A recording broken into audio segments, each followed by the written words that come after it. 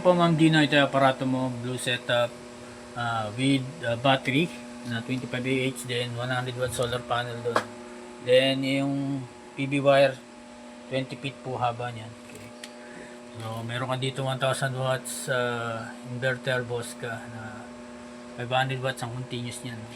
So then ayan, nakaload tayo ng ilaw. Yan, lagyan natin, power natin. Ayan. Okay. So pwede TV, electric fan, ilaw, no, daytime, walang problema. Sa gabi hanggang malobat ko. Then ito, isang clip fan. Okay. So pwede rin siyempre mobile charging yan. So blinking arrow na ibig sabihin na meron tayong solar panel na icon, then blinking arrow ibig sabihin nag-charge yan while charging, walang problema. Okay, so pwede rin siyempre yung mga ganitong electric fan na 60 watts. Okay, daytime walang problema rin, sa gabi siyempre hanggang malobat pag wala ng araw. Pero kung hanggat may araw yan ay maghapon mo magagamit yan, no? Okay, natin itong ilaw, lagyan natin itong electric fan. So wala lang akong TV dito pang testing, no? Pero maglalagay din tayo.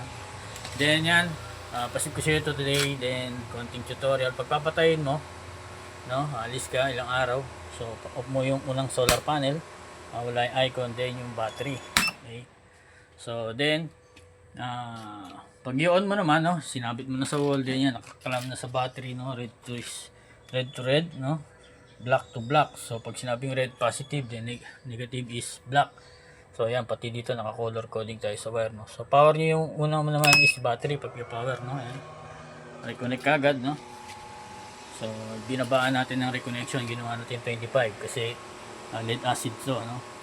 Then ang low voltage disconnect mo dito ay 11 lang.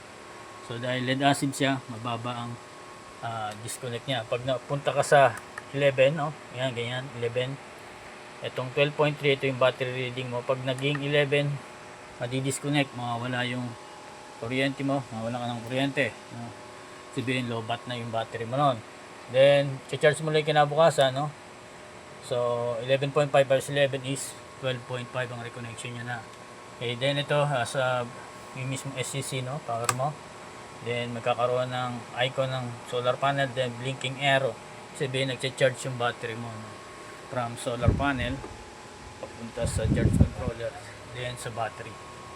Okay, so 14.4 ang full charge ito while charging. Then kapag naka rest voltage ay 13.2 to 13.3, no. Salamat ulit sa pagtitiwala, Ma'am Dino.